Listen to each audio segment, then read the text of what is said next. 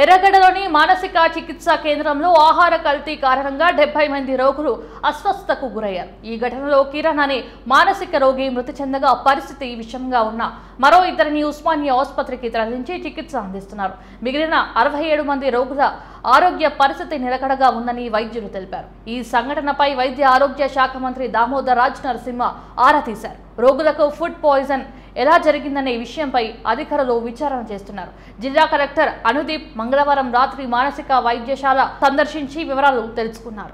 Mental health లో నిన్న సాయంత్రం ఒక 15 కేసులు డయేరియా వామిటింగ్స్ మనకి రిపోర్ట్ అవ్వడం జరిగింది. సో వెంటనే మన హాస్పిటల్ సిబ్బంది అప్రమత్తమై వాళ్ళందరికీ కూడా సింప్టమాటిక్ ట్రీట్మెంట్ ఇచ్చినారు.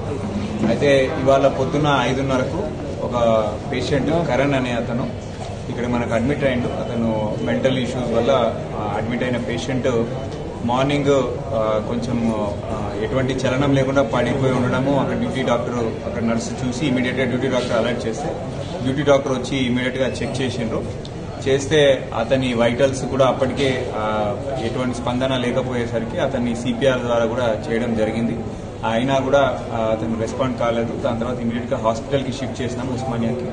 వాజ్ అప్పటికే చనిపోయినట్లు కూడా నిర్ధారణ చేసిండ్రు. అదేవిధంగా ఇవాళ అదే అబ్జర్వేషన్ లో మిగతా హాస్పిటల్లో ఉన్నటువంటి పేషెంట్స్ అందరినీ కూడా పెట్టడం జరిగింది. అయితే మనకు సాయంత్రం వరకు ఇంకొక 65-70 కేసులు కూడా ఈ వామిటింగ్స్ డయేరియా ఉన్నట్లు మనకి వచ్చినాయి. సో మెంటల్ హెల్త్ లో నిన్న సాయంత్రం ఒక 15 కేసులు డయేరియా వామిటింగ్స్ మనకి రిపోర్ట్ అవ్వడం జరిగింది.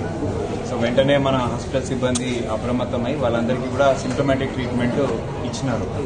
అయితే ఇవాళ పొద్దున్న 5:30కు ఒక పేషెంట్ కరణ్ అనే అతను ఇక్కడ మనకు అడ్మిట్ అయ్యిండు. అతను మెంటల్ ఇష్యూస్ వల్ల అడ్మిట్ అయిన పేషెంట్ మార్నింగ్ కొంచెం ఎటువంటి చలనం లేకుండా పడిపోయి ఉండడము అక్కడ డ్యూటీ డాక్టర్ అక్కడ నర్సు చూసి ఇమీడియట్ గా డ్యూటీ డాక్టర్ అలర్ట్ చేస్తే డ్యూటీ డాక్టర్ వచ్చి ఇమీడియట్ గా చెక్ చేసిండ్రు. చేస్తే అతని వైటల్స్ కూడా అప్పటికే ఎటువంటి స్పందన లేకపోయేసరికి అతన్ని సిపిఆర్ ద్వారా కూడా చేయడం జరిగింది. అయినా కూడా అతను రెస్పాండ్ కాలేదు. దాని తర్వాత ఇమీడియట్ గా హాస్పిటల్ కి షిఫ్ట్ చేసినాము ఉస్మానియాకి. వాజ్ అప్పటికే చనిపోయినట్లు కూడా నిర్ధారణ చేసిండ్రు. అదేవిధంగా ఇవాళ అదే అబ్జర్వేషన్ లో మిగతా హాస్పిటల్లో ఉన్నటువంటి పేషెంట్స్ అందరినీ కూడా పెట్టడం జరిగింది. అయితే మనకు సాయంత్రం వరకు ఇంకొక 65-70 కేసులు కూడా ఈ వామిటింగ్స్ డయేరియా ఉన్నట్లు మనకి వచ్చినాయి.